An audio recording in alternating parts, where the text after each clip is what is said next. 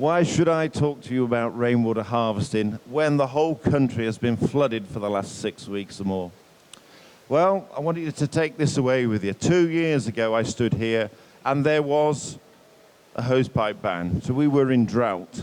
So this product is sitting between two opportunities here to cover off the drought and to cover off any attenuation because of flooding. So it's an absolute ideal product to slot in. The reservoirs are all full. Let's go back to the code now, where everyone is building from. If you're building a house to code under what we call one of the code, that's about saving water. If you're building code level 1, 2, 3, you'll be asked to remove a volume of water of which we all use 150 litres of water a day and reduce it down to 120 litres a day. If you're only building to code level 3, you do not need to use rainwater harvesting because you can actually use 4.5 litre cisterns, shower heads which reduce the flow rates, and digits up the back of taps to aerate the water coming out of taps. If you did those items, you would actually reduce this volume of water down to the 120 litres a day. However, when you're actually going to build now to code level 3, or from 3, 4, 5 and 6, you have no other opportunity than to really use rainwater harvesting because you can't do anything else with the water appliances within the property. So my argument to you guys would be, why don't you just fit rainwater and stop messing around going from 9.5 litre cisterns to 4.5 litre cisterns, because I can tell you the biggest complaints coming back from the housing stock, the housing associations people, is the customer complaints are the cisterns having to be flushed twice to wash the soil out of pans. They are absolutely changing shower heads because they want showers and not hot mists. So why do all that when you could actually just fit rainwater into the ground? Where the builders have really missed a trick though is on the other element of the code called Sewer 1. That says is the rain that hits the roof, you have to show you can infiltrate. If you can't infiltrate the rain into the ground, you have to then do a number of suds techniques, which are the options are, you can do swales, bioretention, lakes, or you can do rainwater harvesting. Why would you want, if you've got a plot, to actually go and put a lake on it when you can actually put 2 houses on it? Given that you don't build houseboats, I would suggest that you would go back to rainwater harvesting and put that back in the plot. There will become a planning issue, and the planning authorities are having suds committees amongst the planning authorities. So your bricks and sticks, when you go for planning permission, the element of bricks and sticks designed for the house will go to one side, and the suds drainage will go to the suds committees. The suds committees will determine whether you will or will not do rainwater harvesting, okay? Whatever they decide, that's where you will go. Let me talk to you about the product a minute. We will take your house types and take the volume of the roof in square meterage. We will look at the weather data from the local weather stations and size your tank to go in the ground based on the yield and the volume of water you have to use within the property. We take that information, we'll take the smaller of the two, times it by the 18, and give you 18 days storage and come up with the size of a tank. The one we're showing you here is an 1,800 litre tank. It's only a baby. In rotomolded, we will do up to 6,000 litre. If it is that you're in the commercial arena, we can take you up to 80,000 litre tanks, if that's what you want to get to. It's a dead simple concept. It's a tank with a pump. But believe me, some guys get it round their head. If you are in wet ground, and that's where majority of the sales go at the moment, we will ask you to dig the hole, put a concrete base in, put the tank into the ground, and then concrete backfill it. Because unlike a septic tank, these tanks will empty. So if you're going to, imagine you dig a clay bucket, in effect, we get a flash flood come, it will fill the clay bucket up. That tank will pop out of the ground. So you do need to concrete them in or strap them in. If you strap them in, we haven't found anyone yet that will give you 25 years on the straps.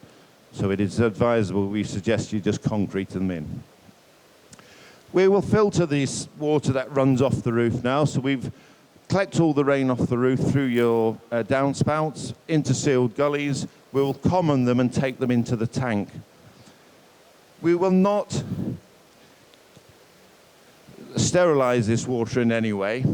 The only thing we will do is take out particles.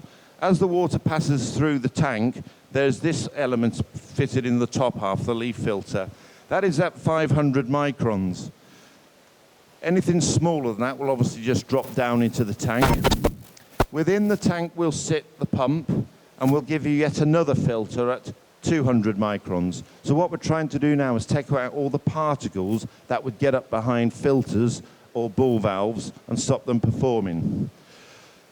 When it comes into the property, we'll yet again provide you with another filter at 120 microns. Anything less than that will pass through your ball valves. You have a decision to make now whether you go for a gravity system or a direct system. If it's a direct system, which is where most builders go first, you'll take the water from the top of our panel and take it directly to the appliances. The only appliances you can use are WCs, outside taps for both garden and car washing, and you can use washing machines. You cannot use it for bathing in, showering in. It is totally non-potable applications. If you do go to a direct system, I will advise you to leave one of the WCs on the mains, because if there were a power failure or a pump failure within the tank, you would not be able to pump the water out of the tank to the WCs.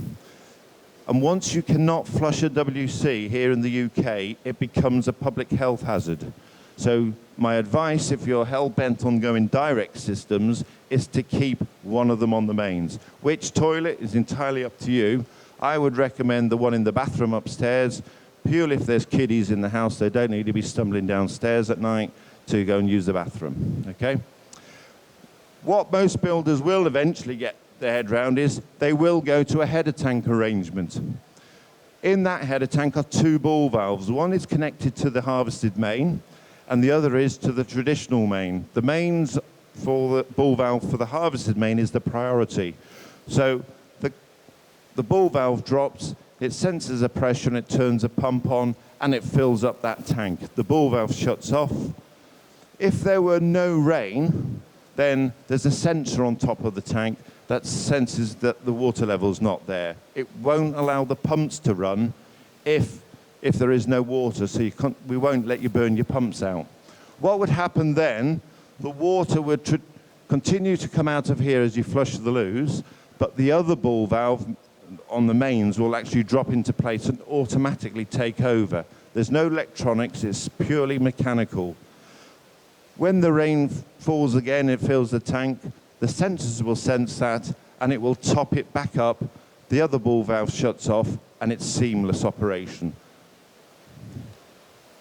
There is a maintenance angle to this product, okay? We'll ask you to maintain it once a year, and that's simply undo the manhole cover, reach in and pull the pump up, take that filter off I showed you there and clean it, empty the leaf filter out, and check the filter that's on inside the house. Once that is done, there's no other maintenance. If they do get blocked up, you will not get water through and into your harvested systems. The ability to save water with rainwater harvesting, in a domestic arena, you will save 53% of the volume of water that passes through the mains. If you are into the commercial world, you will actually save up to 80% of the volume of water that passes through the mains. That's the sort of savings you will get. Is there any questions? Thank you, Adrian. If you've got any questions at all you'd like to ask Adrian, then please feel free. The question I want to ask, who put the duck in the tank? Have you seen there's a blue duck in here? Is that you? I have a feeling it was you, Simon. No, It's, we do know who it is, and it's swimming there later. Okay. He'll be fair buried enough. there for the morning. I don't know if anybody got any questions at all to ask. The maintenance you talked about, is it self-commissioning, this system? The system will self-commission. We used to spend a lot of time bespoke product for bespoke plots, and we would then end up doing the commissioning for it. Right.